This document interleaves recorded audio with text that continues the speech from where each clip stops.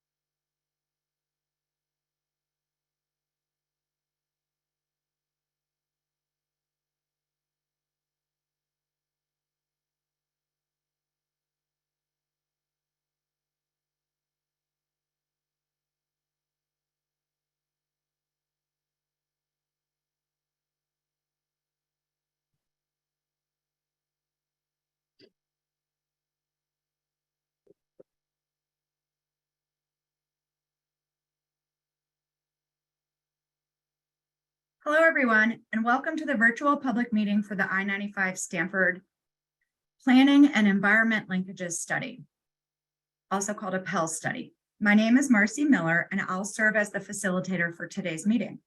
I'm with FHI Studio, which is part of the Stantec consulting team. The time is 12:01 p.m. Eastern Standard Time, and we'll now start the meeting. Welcome.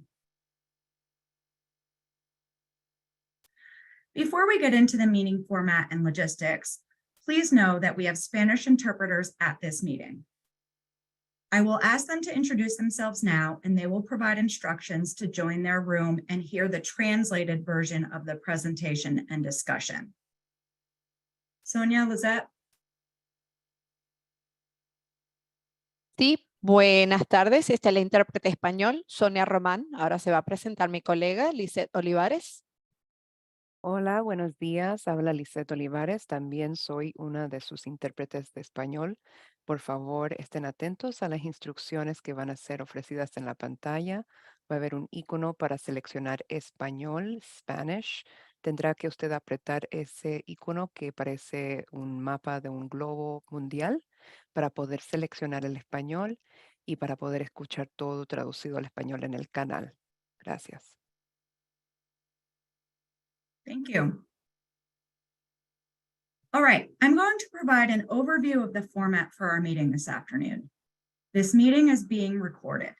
If you do not wish to be part of a recorded meeting, please go ahead and disconnect.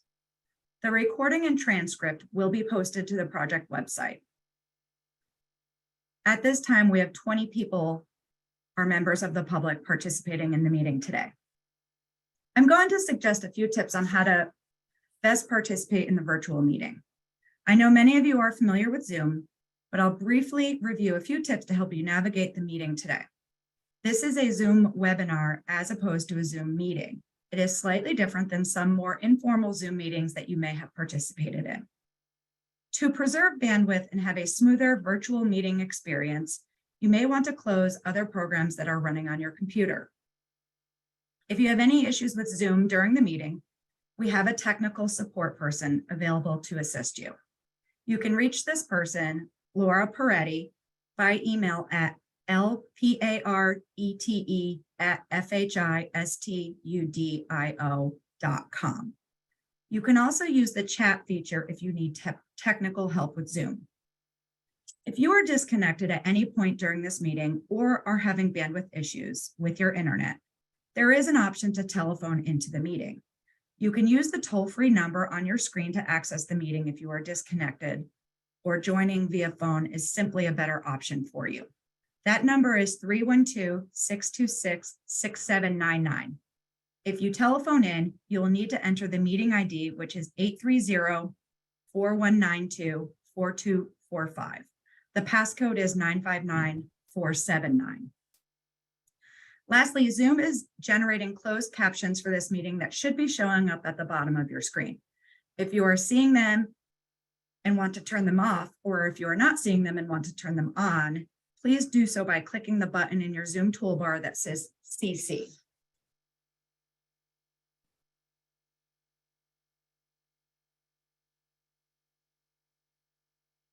I will soon turn this meeting over to the team to provide a presentation on the I-95 Stamford PEL study.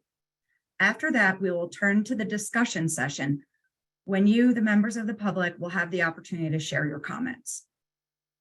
Today, all participants are placed on mute until the discussion period, which will follow about a 30 to 40-minute presentation. During the discussion period, there are two ways that you can provide feedback or ask a question.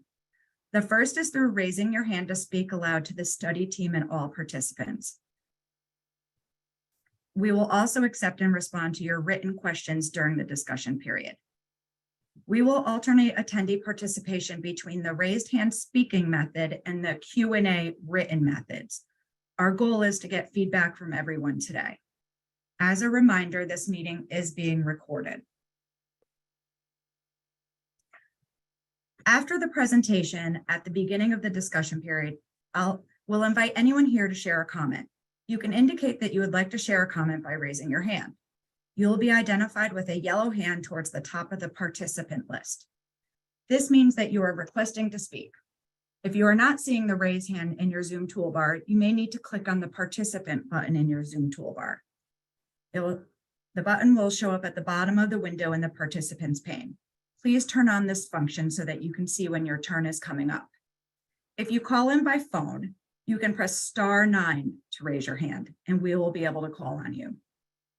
When it is your turn to speak, we will call out your name. Our technical host will then request that you unmute yourself. Please click unmute before you begin speaking. When we unmute you, please state your name slowly and spell your first and last name. If applicable, please indicate any organization that you are affiliated with. Please be mindful of the time so that everyone has an opportunity to speak. If your comments are lengthy, you can also submit them in writing.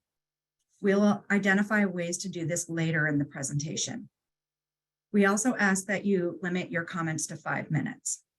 All comments tonight will be taken into consideration by Connecticut Department of Transportation. The comments that you make tonight will be recorded and summarized in a meeting summary.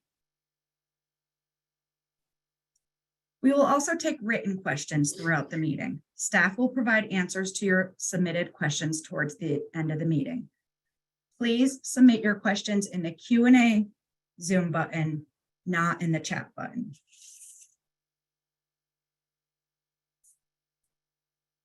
Representatives of the media can direct their media inquiries to the Connecticut Department of Transportation Office of Communications. Their email is ctdotmedia@ct.gov.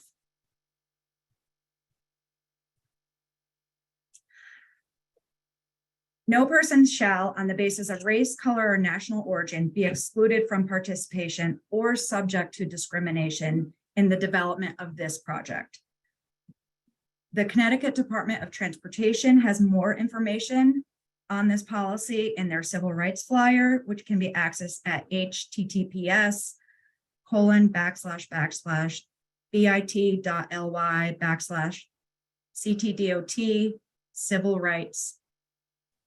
The department is also asking members of the public to visit and complete their demographic survey at https://bit.ly/ctdot-feedback.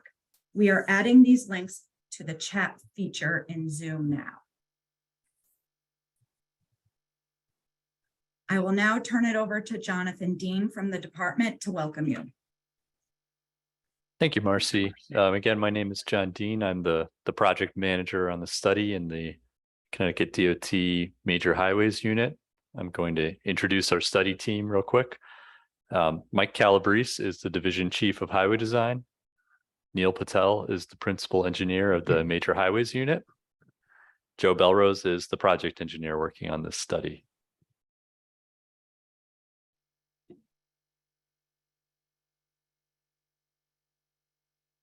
The next slide, please. So the consultant team that you'll be hearing from today, Marcy Miller, as you've already met, is the head of community engagement from FHI Studio. John Eberly is the project manager from Stantec, who are the prime consultants on this project. Emily Valentino is a transportation engineer from Stantec. And Mike Paiwanski is an environmental planner also from Stantec. And next slide, thank you.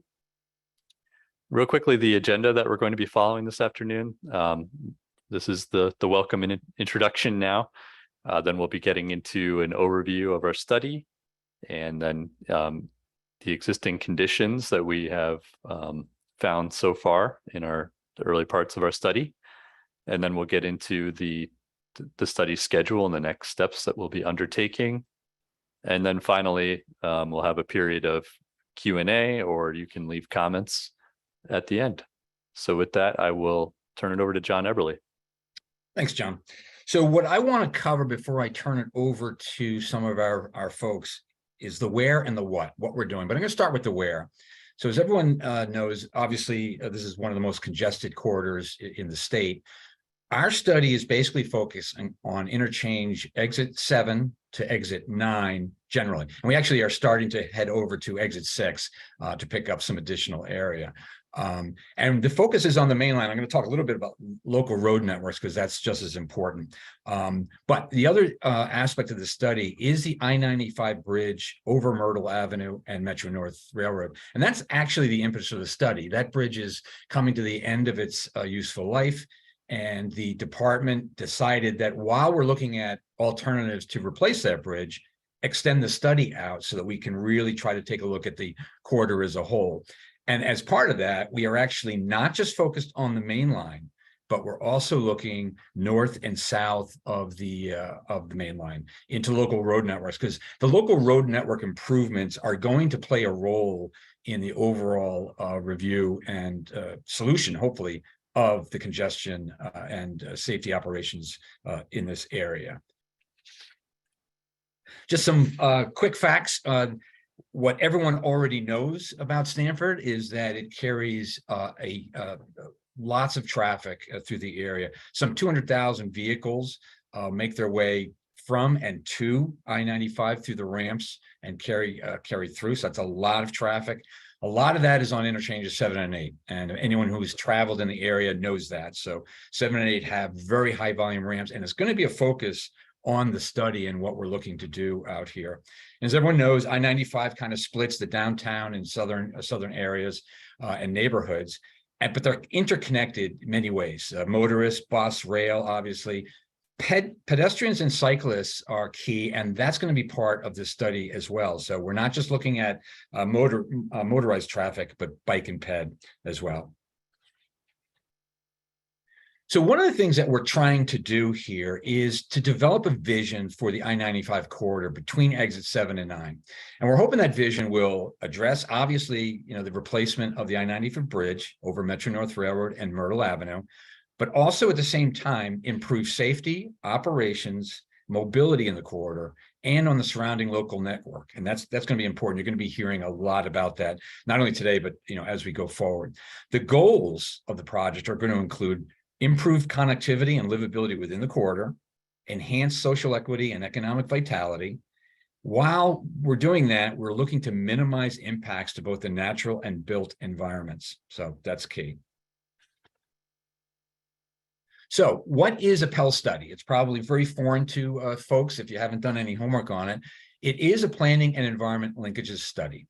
It is an FHA recognized process. And what it attempts to do and does do is connect transportation planning, which is what we're focused on, but mixes with environmental and community concerns early in the process so that we can kind of understand what we're doing.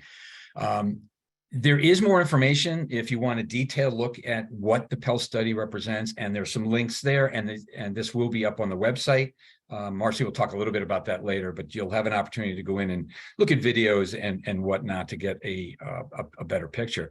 But at its core, the PEL study is essentially kind of a linear way of looking at elements. You can go to the next slide. And what that process is number one, trying to identify the transportation issues in there. We've been talking to a lot of you folks over the past year, and we're starting to, understand the corridor. Once we identify the transportation issues, it's really important, we can't stress this enough, to highlight the environmental and community concerns. And we've heard a lot of that over this past year. So we got to mix that. Once we have that, we want to determine the priorities in the corridor. There's going to be a number of improvements, a number of solutions. We want to identify the priorities of those. Ultimately, this is going to lead to a vision or a master plan for needed transportation improvements in the corridor. Once we have what those improvements could be, we're going to also look to identify mitigation opportunities and strategies for any impacts that they might create. Ultimately, this will create a roadmap to the National Environmental Policy Act, and I won't go into great detail there. But this is kind of the first phase in trying to understand what the corridor is, what the problems are, and what are some of the alternatives. A later phase, which is NEPA, will go deeper into analysis of alternatives and ultimately lead to design of any preferred alternative that comes out of later work. The other key thing here I want to stress with folks, and very important part of the study, is while I-95, the main line, may be a long time in developing environmental permits, documentation, and design, we are actually looking for very quick wins, advanced projects that we can get out there early, whether they're on the local road network or anything like that, to advance some of the improvements that we don't have to wait for a 5-year, a 7-year project process. So you're going to hear us talk to you a lot about that. We're going to really look for some feedback from you. The other thing I want to mention here that's very important, and as I indicated, we've been meeting with a lot of folks out here. Community engagement is not just one of these blocks. It doesn't happen at one time. It's throughout the entire process. We've been working on this for a year, and we've met with a lot of folks, and we're going to continue to meet with a lot of folks because, quite frankly, you folks know a lot more about the corridor sometimes than we do. So it's going to be important to get your feedback. You can go to the next slide. So the benefits of the PEL study, real quickly, I'm not going to get into great detail on all of this, but it streamlines the efforts, from the beginning planning into NEPA and even beyond. We're doing some of the, the heavy lifting right now, trying to do the data collection, understanding what's going on, and developing some high-level alternatives that a next team can then take without having to start from scratch and accelerate that work. So overall, it actually, while we're doing some of the work now, ultimately, it will shorten the process or the time of the process from beginning to end. And also, the other part of this is it engages non-transportation agencies in the decision-making process. So that's also key. So that's kind of the where and the what. And what I want to do is I want to turn it over to Emily Valentino, who is our transportation engineer, and Mike Polonsky, because we've been working on this for a year, and I'll come back to schedule a little bit later. So there's findings that we have both on traffic and environmental resources that we want to kind of share. But even beyond, you're probably going to hear this again. If there's things that we're talking about that you think we may have missed as far as critical, we're not going to talk about everything today. It's really important that you highlight those for us because we need that feedback going forward. So, Emily, I will turn it over to you to start talking a little bit about what we found on the traffic side. Great. Thank you, John. Yeah. So I will begin with some fast facts about transportation in our study area. And this won't come as a surprise to most of us on the call. And John had alluded to this earlier, but this stretch of I-95 from exit 6 to 9, it's one of the most congested corridors in the state. Some articles even suggest this might be top 3 in the nation. So about 200,000 vehicles use the I-95 ramps into and out of Stamford and the I-95 main line on a daily basis. We've got about 3,000 passengers that ride the 341 bus line in the study area, and about 1,500 pedestrians walk around I-95 during the day. The train station is the second busiest Metro North station in the network. So now let's talk about the current traffic conditions within the study area, and I'll explain how we did that. First, we monitored traffic on the I-95 main line. We also looked at all ramps between exits 6 and 9, as well as 50 intersections on local roadways around Stamford. So after we studied the existing conditions, we understand what's happening today, we look to the future. How will the area be different? What new developments will be built that could impact traffic? What other roadway projects will be constructed that may impact traffic flow? How will the population and employment change in the region? And how will that result in changes to traffic in our study area? So some examples of developments that we included in our analysis are shown here below. So we had the Stamford Station parking garage, Metro Tower, and the Peninsula at Harbor Point, just to name a few developments that will impact demand. We also looked at some planned roadway developments that will impact traffic flow, most notably the Greenwich Avenue corridor improvements, as well as the addition of auxiliary lanes on I-95 between exits 6 and 7. We also looked at other factors that will influence traffic in the study area, such as planned park improvements that may impact pedestrian flow in the area. You can move to the next slide, please. So these are just some examples of what we took into account when we look to understand what the future will look like in terms of traffic. So let's go back to existing, and this is kind of an agenda of what I'll talk about next. First, we will look at how long it takes to drive from exit 6 to 9 during normal conditions without traffic and with traffic. We'll also take a look at where trips begin and end their travel.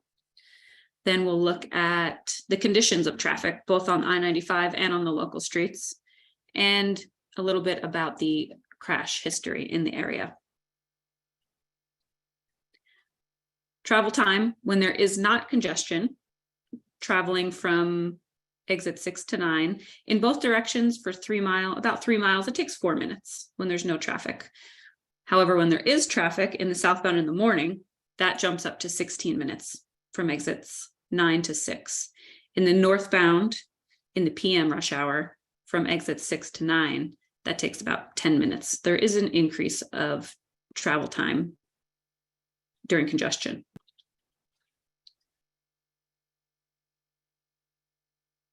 We also looked at travel patterns during the morning rush hour. Where do most people exit I-95? So in the southbound direction, 14 and 21%, so 35% of the vehicles that are on I-95, they get off at exits 7 or 8 into downtown Stamford. About 43% of those vehicles don't use any of the study area exits, and they just travel straight through toward exit 5 and further south. In the evening rush hour, we looked at northbound trips from the Stamford area entering onto I-95. Results were similar to the morning rush hour in that the majority of vehicles using I-95 come from downtown Stamford. So that's about 29% of vehicles on the I-95 main line come from the Canal or Elm Street on-ramps.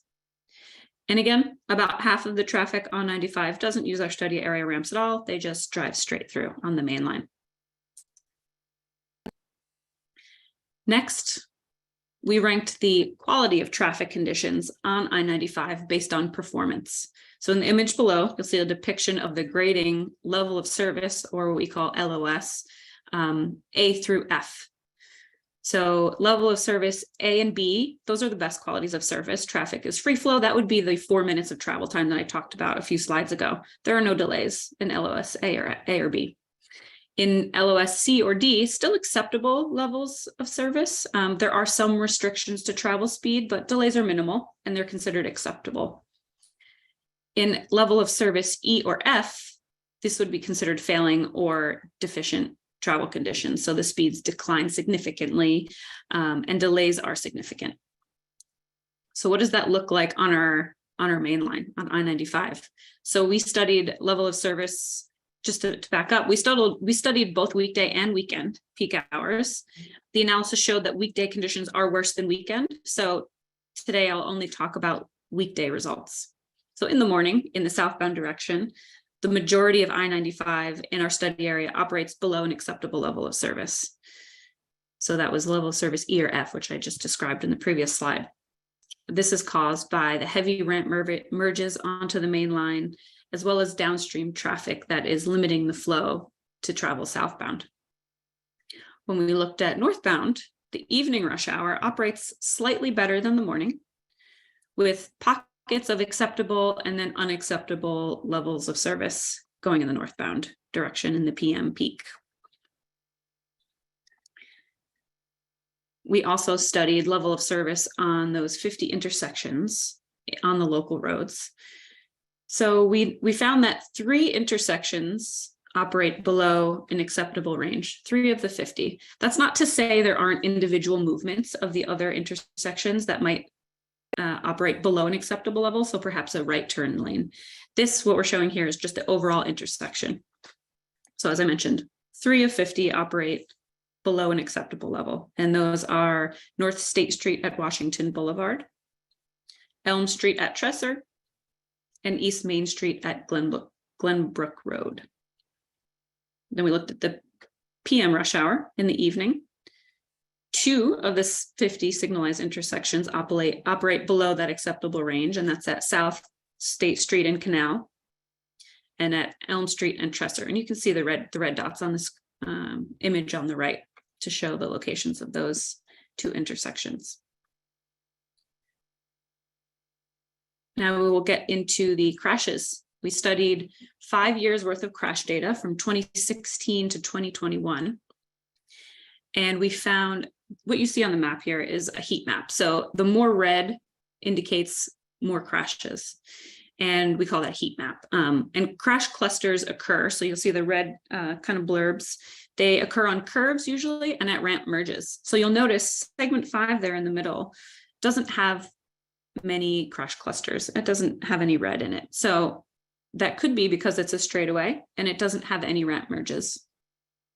Of note as well, there were 4 fatalities on the main line or on one of the I-95 ramps between exits 6 and 9. We also looked at crashes on the local roadways for the years 2016 to 2021. There were 48 signalized and 2 unsignalized intersections that we studied. And Route 1 at Glenbrook Road has the highest crash rate.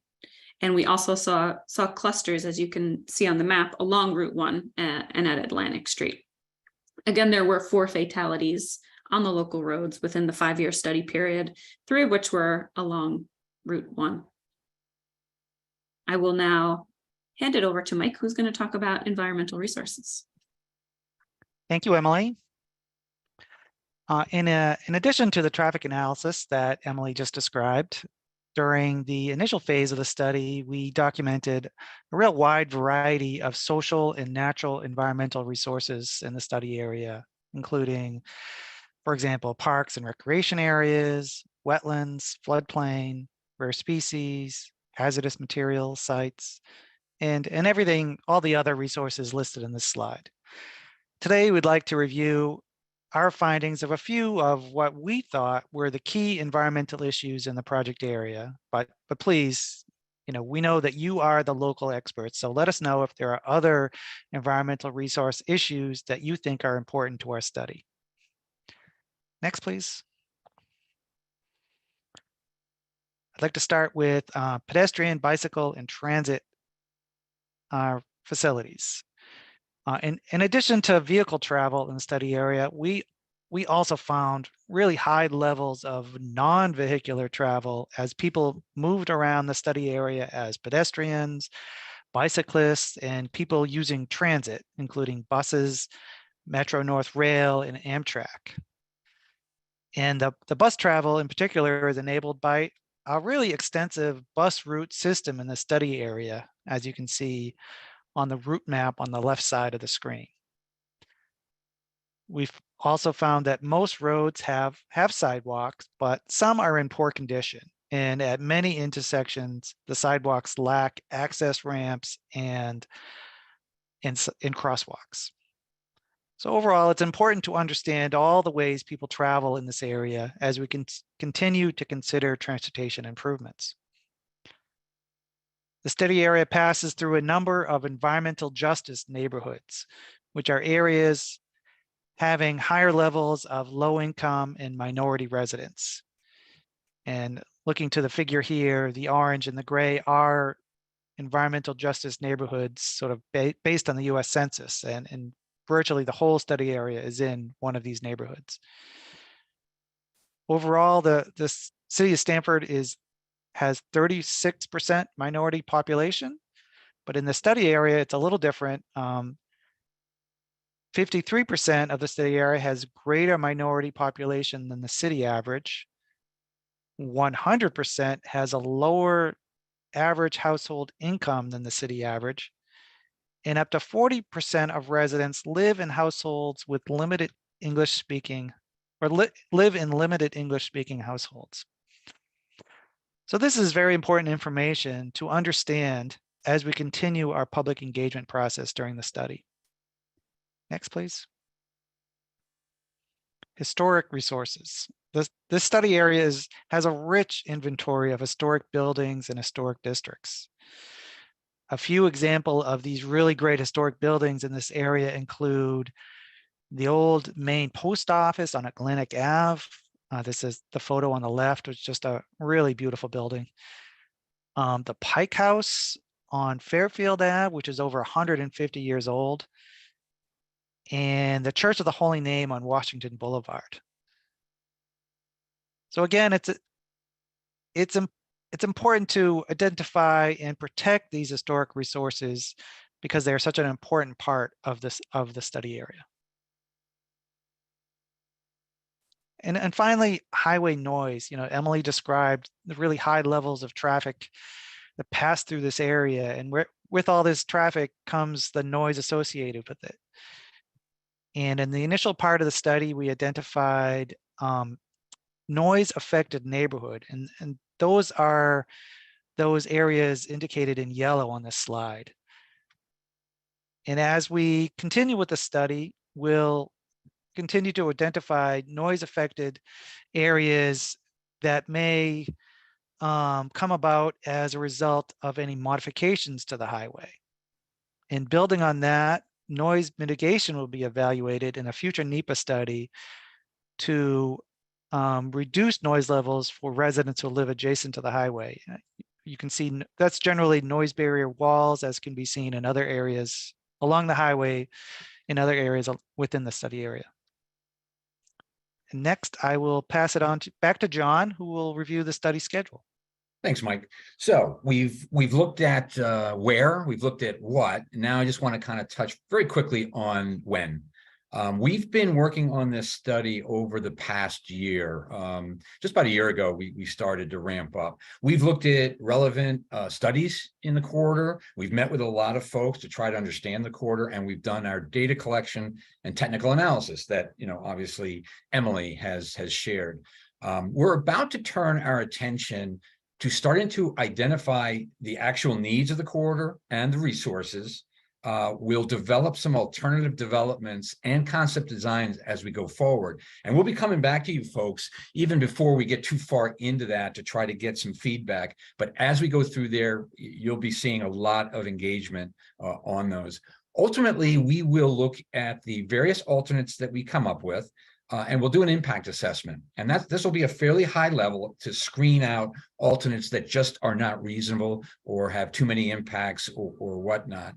And again, it's very important that this study is not identifying the one alternative that will be the preferred alternative. That's for later. What we're trying to do is look at a number of alternatives that are reasonable to be studied further. So that's a very important part of the study. Ultimately, we'll bring everything together into a PEL study recommendation. That will likely be in late 2024, early 2025. So the total breadth of the study is basically a 3-year time period, and we're a year plus into it. So stay tuned. And again, we'll be reaching out to you on a number of occasions here. So the ongoing tasks right now that we're looking at, I indicated we're looking at the corridor and infrastructure assessments. Data collection we've already done. We are starting to look at the existing and no build conditions way in the future. We'll develop needs and deficiencies analysis, and we are currently working on the purpose and need development. And again, we'll be back out to you folks as we come to these different milestones. We'll look at the high level concept development, and the key thing, and we're going to run this into the ground, stakeholder and public engagement is really key. You know, we talked about it a number of times. Marcy, if you can kind of take it from here, because this is one of the critical aspects of a PEL study. All right, thanks, John. All right, so in the past year, we've started a number of different outreach features. The first thing we always do on a study like this is we outline what we want to do, what we want to accomplish, and we put that into a stakeholder engagement plan. This can be found on our study website. And what we do is we go back and revisit it at least once per year, and we check in, you know, is this working? How are we reaching people? Do we need to adjust because of a pandemic or whatever? But we do try to remain flexible. We do the same thing to coordinate with our agencies. You know, as Mike mentioned, we have a lot of environmental things that we need to consider, and there's a lot of agencies, in addition to stakeholders, who really care and they're watching to make sure that, you know, we're diligent. And so that's something else that we put together as part of this study. I mentioned the website. We put a lot of things up there. That's I-95Stamford.com. We encourage you to go check. Once this meeting is over, we will also put a copy of the presentation up there. And then once we're done with the meeting notes, those will also go up there. Social media. We are using social media as a presence. Please come find us, track us, you know, connect to us through your organizations. We've also have had really good success with social media advertising for meetings and things like that. So I think you can expect to see us continue to do that sort of thing.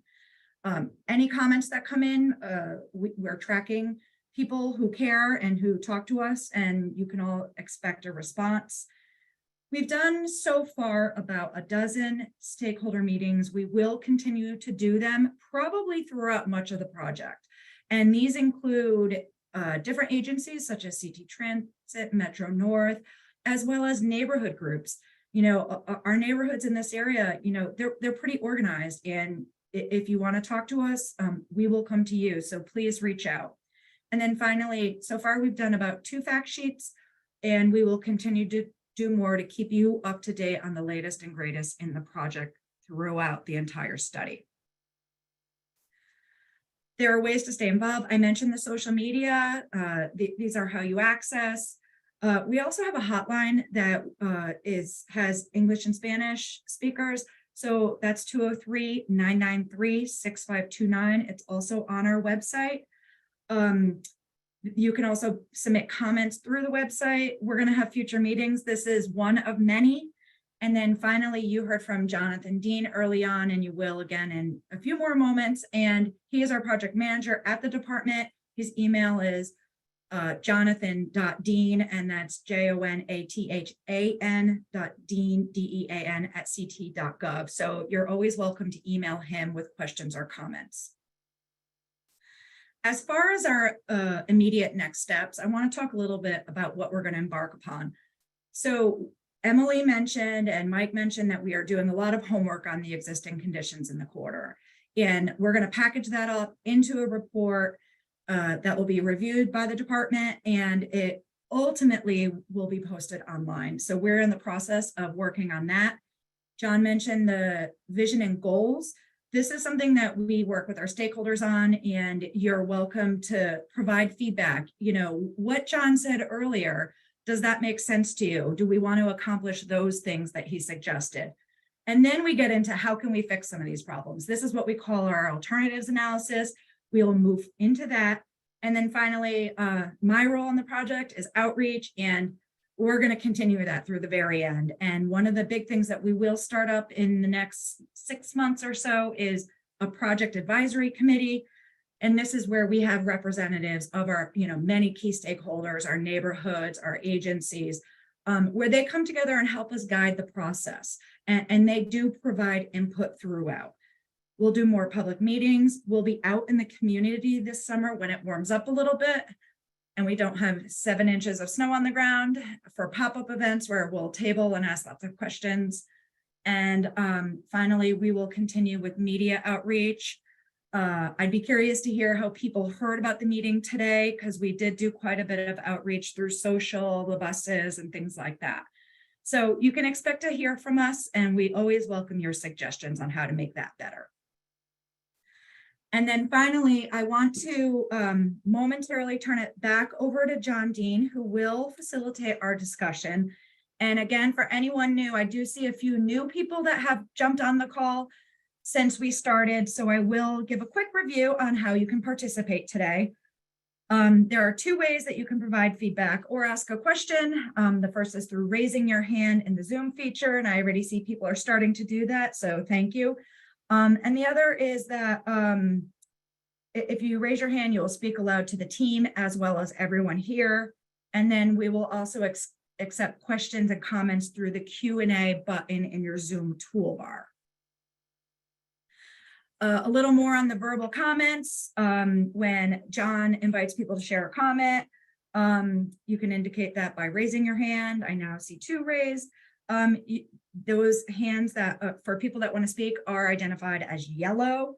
If you are not seeing the raise hand function in your toolbar, you may need to click on participants in that toolbar, and then the raise hand button will show up on the bottom part of that participants list, and it just depends on your computer setting. Please turn the function on so you can see where you are on that list to speak. If you're calling in by phone, please press *9. That is how we will know you want to speak. And then when it is your turn to speak and Jonathan Dean calls your name, I'll say on his behalf, I apologize if he mispronounces your name. Our technical host will then ask you to unmute yourself. And so when you do that before you begin speaking, please unmute yourself. State your name slowly. If you can, we'd appreciate if you spelled your first and last name, especially if your name is not identified in the participant list. We ask that you be mindful of time. We do want to give everyone the opportunity to speak. 5 minutes is a good amount of time. If your comments are lengthier than that, please submit them in writing. And finally, I'll give a little more on the written Q&A. This is where you can type in your questions, and then Jonathan will read them aloud and either answer them himself or call on the appropriate technical person from our project team to answer them for you. Quick note, please make sure that you do type those questions in the Q&A button in your toolbar, not in the chat. And with that, I'm going to turn it over to John. And I do see that there are 3 hands raised at the top of our list. So maybe we'll start with those because we do not have any questions at this time. Thank you, Marcy. Yeah, and again, please feel free to add any more questions in the question and answer panel while we're covering these verbal comments. So first, we'll call on Zachary. Please, what's your question or comment? Hello, my name is Zachary Oberholzer. How much is this survey going to cost? So the total study budget right now is approximately $7 million. Okay. That seems like a complete waste of money to me. I don't understand why we need a 3-year survey to figure out what's wrong with I-95. Like, it seems like you have the crash data already. The problem with I-95 is that the trains run too slow in Connecticut. Like, that seems to me like, take that 7 million, straighten out those train tracks, and let's get more people on the trains and out of cars. Like, this seems like a waste of money. And you can't have a 3-year timeline to do something like this. Like, you just can't. Like, we can't be spending all this money and all this time studying problems. Like, this seems baffling to me. Great. Yeah, thank you for that comment. So just to kind of, sorry, I had, do you have anything further? I had one more okay, thing. Sure. The other problem is there's no safe places for pedestrians to cross under I-95 currently. We have the sidewalks and like signals are there, but you're dodging traffic and people making right-hand turns on red coming on and off a freeway, which is just very unsafe. I don't have a solution to that, but there's no safe pedestrian ways or bike ways to get underneath I-95 currently. Sorry, now I'm done. Okay, great. Thank you. Yeah, so just to kind of go over quickly, you mentioned, or we mentioned the 3-year timeline that we have. And so really, it's not just we've kind of gathered the existing conditions data. And really there is a lot of documentation that we have to do to kind of prove not just, I-95 in Stamford is congested, and you all certainly know that, but to come up with our traffic models and the like, to really get a solid insight on what the particular problems are with the signals, with the ramps, with the highways, and not just that, but bike and ped facilities, as you mentioned. And a big part of this study too is looking at, so the bridge which carries I-95 over Metro North, we're starting to plan for, that has approximately 10 years of service life. And really the big challenge on I-95 for this study is going to be how might we replace that bridge in the future while still carrying the I-95 traffic. But I do just want to point out that this PEL process, it gives us a lot of options for speeding up potentially future phases, so that the projects that are identified from our study will go into the more rigorous NEPA process, which is the National Environmental Policy Act of 1969. This process can help jumpstart that and save us time in the future. But as John had mentioned earlier, there are potentials for early projects that might be identified even sooner than that. So things like you mentioned, potentially improving an intersection, improving bike and ped safety. So just to tackle that part of your comment, thank you. We really appreciate that.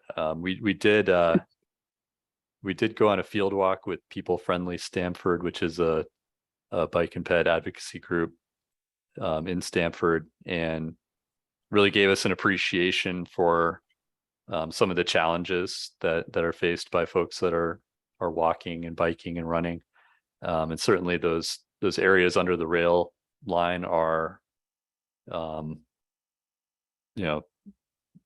potential improvement points that we noticed, where there could be improved lighting and other features that help folks get through there safely. So if you'll indulge me one further comment, because I just want to make this very explicit.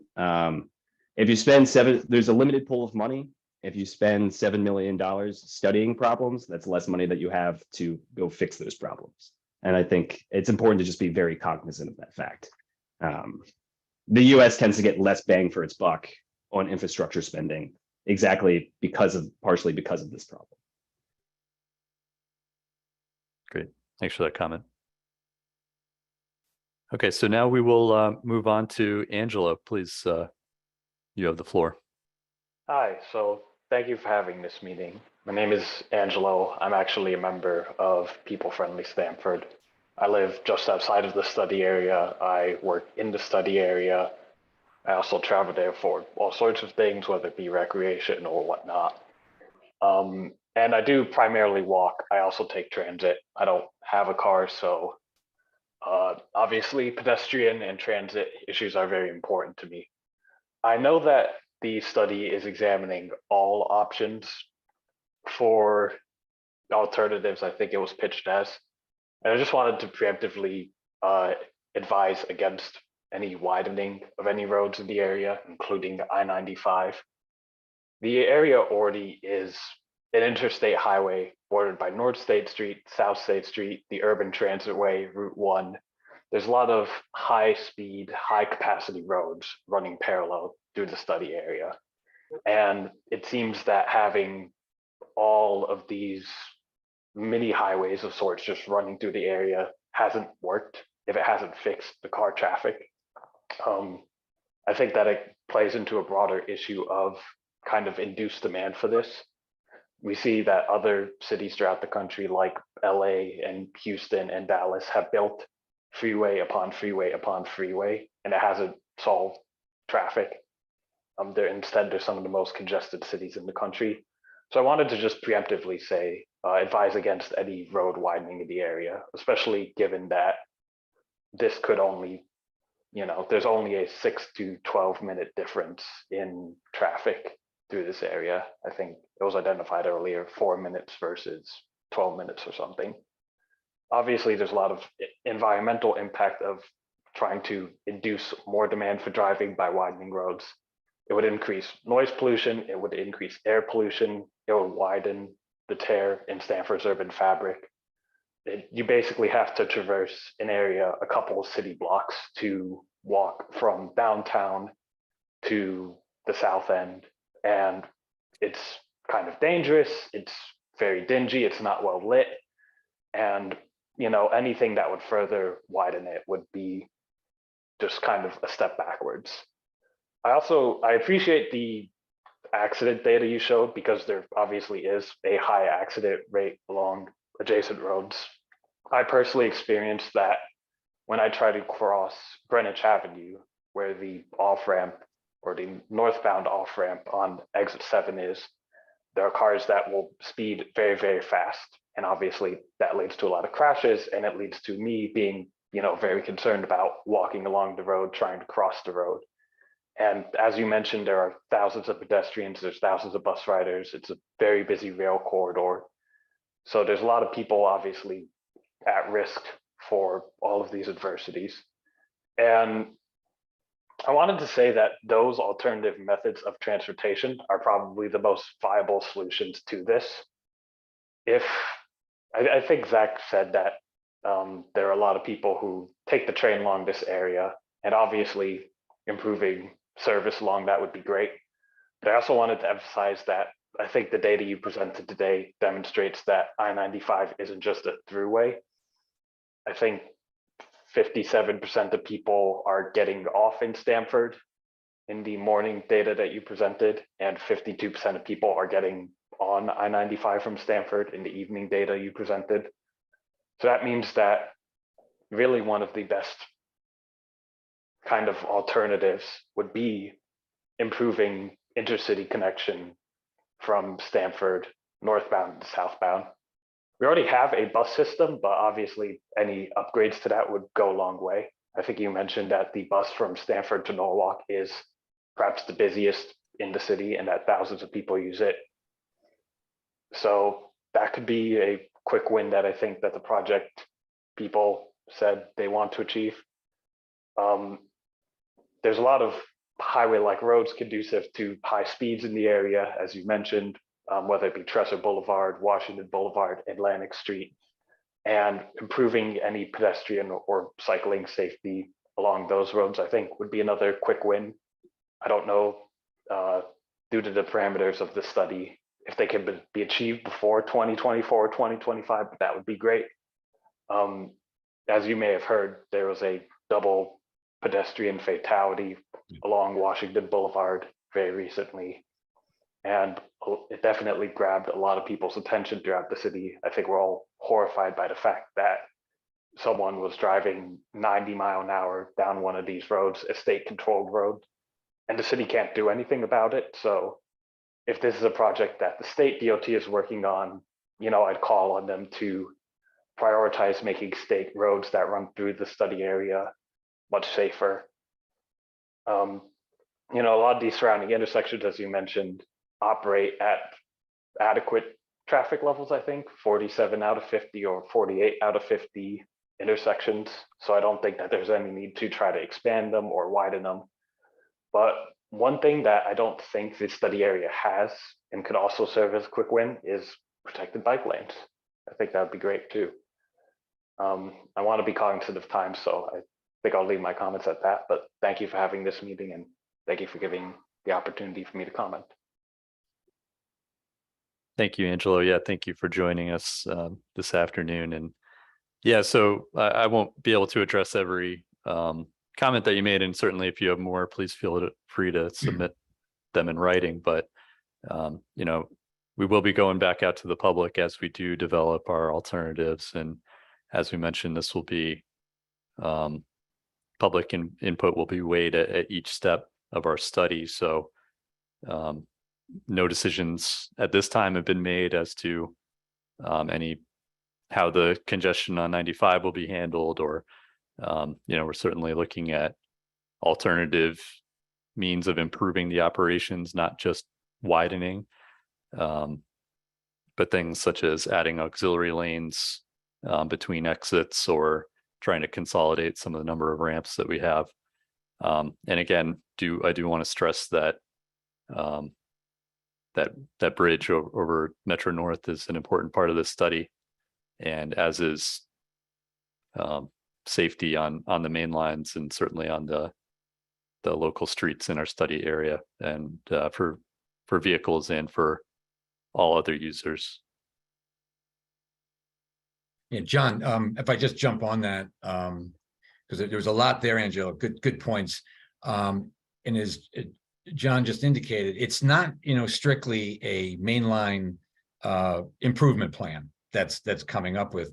The other thing that we have to understand, and we've heard loud and clear from a lot of folks, is how, the main line, the ramps, and where they're located and how they operate, or how they don't operate, perhaps better to the point, how they interact with the local road network. So that's really what we're trying to do, is, not just focus on the main line, but look at a bigger vision of how this area can work. So I think to John's point, it's not just, knee-jerk slap on extra lanes throughout the entire, corridor. It's a lot more intricate than that. So, yeah, good points though.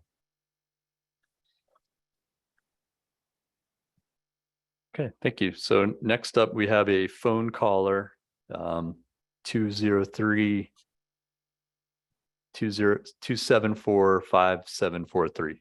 Please go ahead. Yes, my name is Frances Lane. That's France with a CES, Lane, Lane. I live in the downtown district on Trezor Boulevard. So I only live about 2 blocks away from that double pedestrian fatality with the guy speeding down Washington Boulevard at that high a speed. So I try to do a lot of walking, would like to do more walking, because I'm legally blind. I'm considering getting a service dog. However, I like to see, work done on the sidewalks. I believe, as you were saying, in some places they're in bad repair, which I agree. Just really about the government center, it's all cracked and uneven. But I'm also wondering, you guys thinking about doing talking crosswalks, could that also be helpful? With people who have disabilities, and I'm not sure when you're doing your data collection, did you do a breakdown between, people who are, over 60, versus younger than that, and also people who have disabilities, whether you also captured that particular information in your data collection? And I'll leave it there. Thank you. Great, thank you for your comments and your questions. So, yeah, so as you mentioned, Francis, we did inventory the sidewalks in our project area, and certainly where traffic signals are revamped in the future, they will meet all ADA and PROAG requirements. So new traffic signals would have accessible features and be up to code in that sense. I don't believe we did collect. May I make just one more comment? Oh, sure. Concerning the talking. So you guys, are you going to have, like you said, you're going to have like a focus group or a study group or something like that? I would love to be on that as a person with disabilities. So you're going through, look at the sidewalks and, crosswalks, and hopefully talking crosswalks and things like that. So if I can call into that, hotline number and leave my name and information, can I do that? Yeah, that would be great. Yeah, if you're able to go on our website at i95stanford.com, you can find our project hotline number there, or we also have an email address, or I think we also had my email address up earlier in the presentation as well. So that is also on the website. Yeah, please do reach out to us. Okay, great. Thank you so much. Okay. Thank you again. Yeah, so again, just to wrap up on that middle part of your comment there, I don't believe we collected such detailed demographic information as to folks, seniors and folks with disabilities, but again, when we do our designs, they do take into account all users. So we do try to be sure that the traffic signals are accessible. The walking time that's given for the pedestrians is accessible for everybody.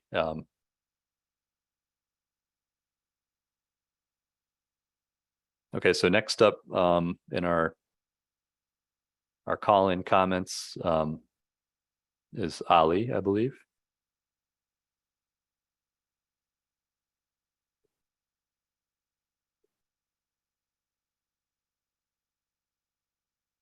Okay, you should be able to unmute yourself. Can you hear me? Yes. Hi.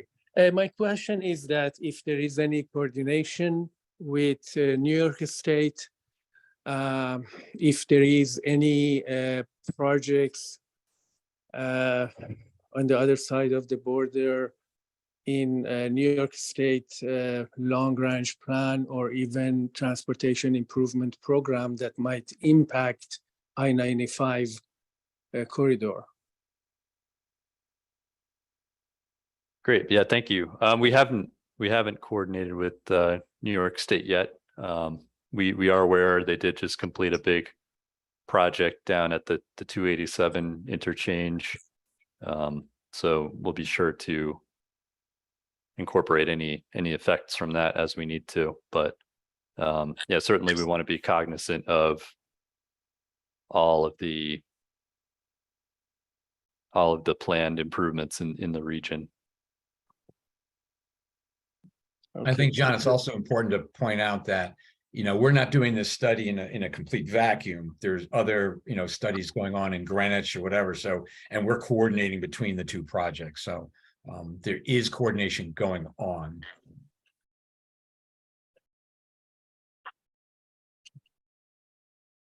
Thank you. Thank you. Thank you for joining us. Okay, so we do have a comment in the Q&A here. I will read it out loud. So the question is there any consideration being given to Governor Lamont's Executive Order 21-3, which requires Connecticut DOT to work toward a VMT, that's a vehicle miles traveled, reduction goal that has been set at 5% per person? Yeah, so thank you for that question. We, as a department, do have that goal that has been set, and that's something that we're going to follow for all of our projects where possible.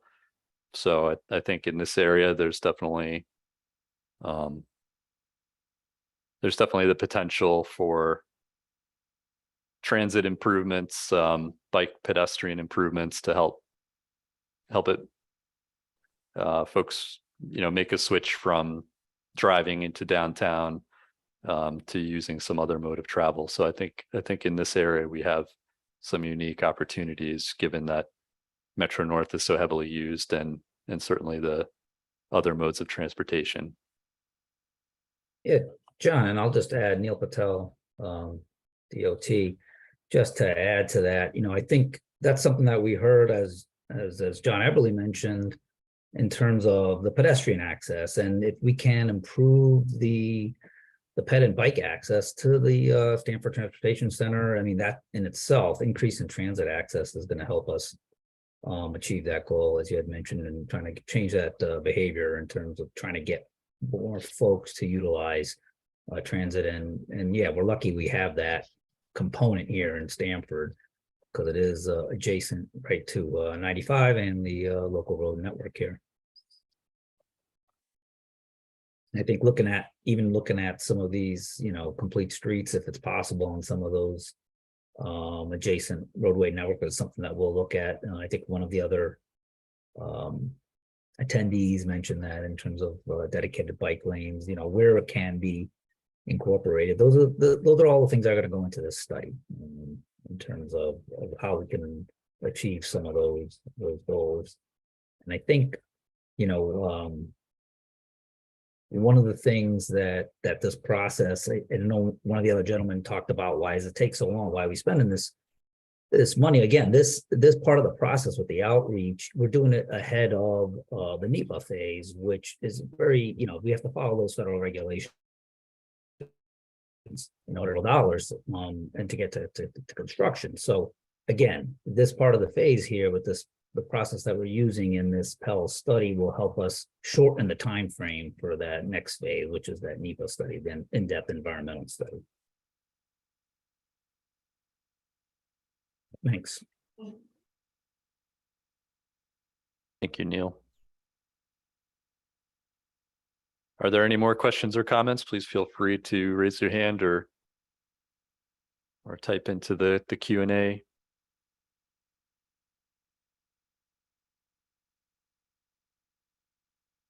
And again, we encourage you to visit our website.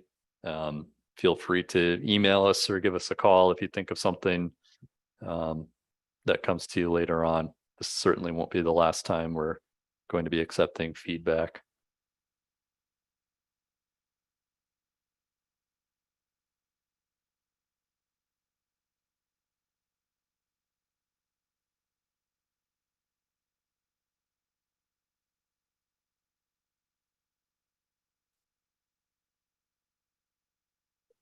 All right, hey, John, I do see a couple of people starting to drop off. And people are welcome to stay on. The study team will stay on for a few more minutes, just in case some people do call in late, or we have a few stragglers. But again, we appreciate everyone's time today, and we hope you found this session useful and informative, and we definitely look forward to talking with you again throughout our study.